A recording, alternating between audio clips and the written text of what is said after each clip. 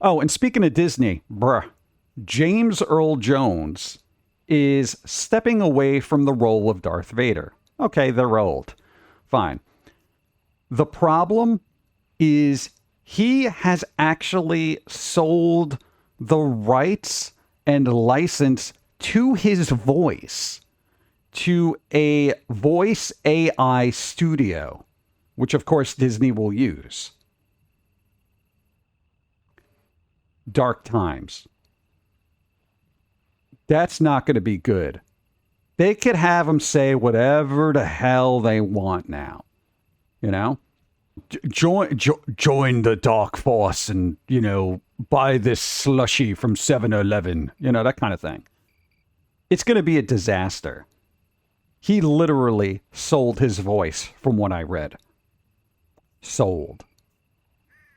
That's scary. Now think about that.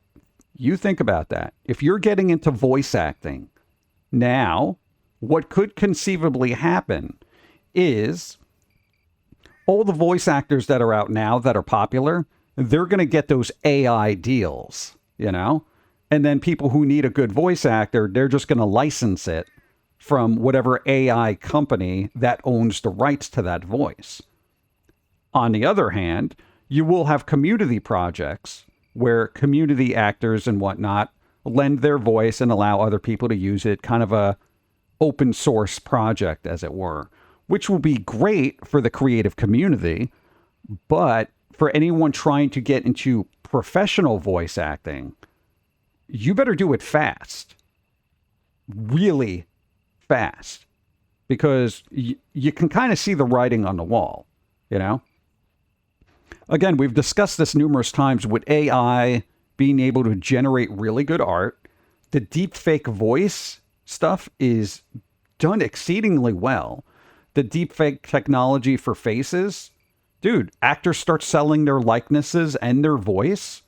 Essentially, get into animation for, or CGI manipulation or whatnot. That is going to be the main career.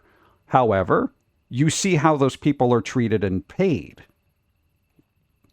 So it is kind of, it's going to be, I see the dark cloud hanging over the creative forces, as it were.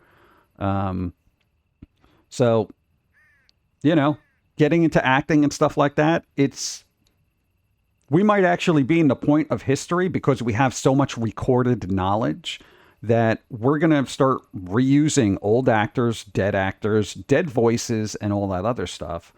And newer people, fresher faces will just be auto-generated.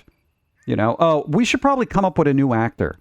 Do you think, hypothetically, think of VTubers, right? Who's to say there won't be a virtual actor in the future? And that's who people go see. Hypothetically, virtual Brad Pitt. Everybody loves them. They're so cute. Blah, blah, blah, blah, blah. Think about that for the future. Because it will happen. You can manifest a perfect actor. And they're not going to have those idiosyncrasies like a Johnny Depp or something, allegedly.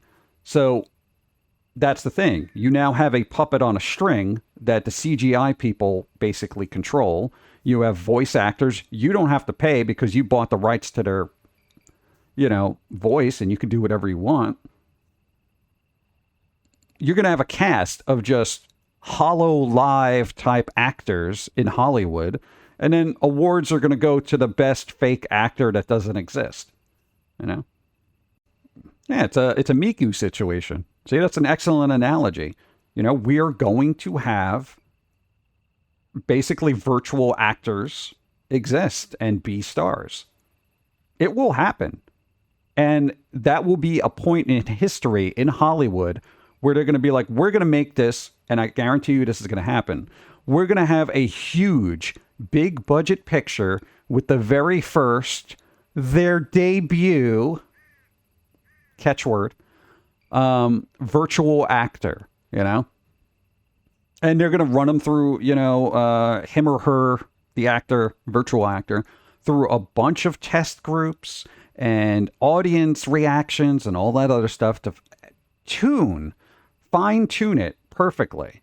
And then the weird thing is, if they want to make a movie that appeals to, say, a different region of people, say they want to deal with the Chinese market and appeal to that, they can literally, on a dime, change the ethnicity of the character. It's virtual. It doesn't matter.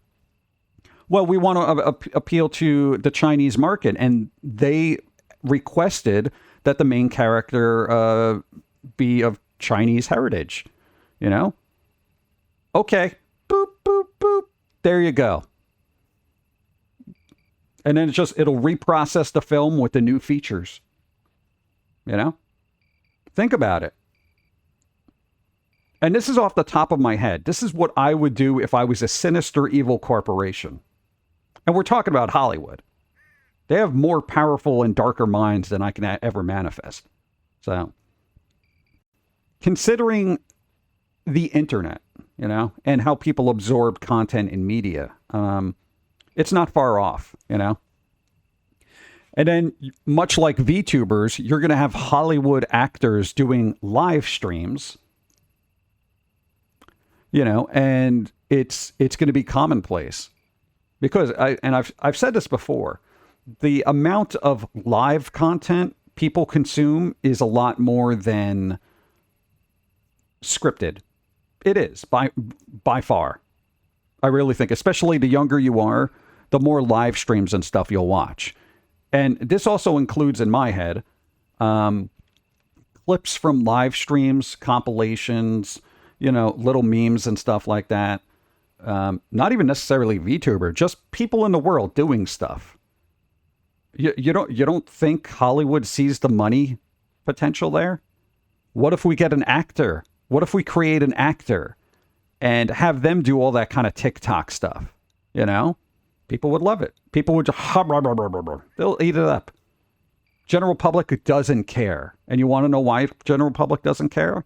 Look at the state of music. Music is plastic garbage at this point, and people are just,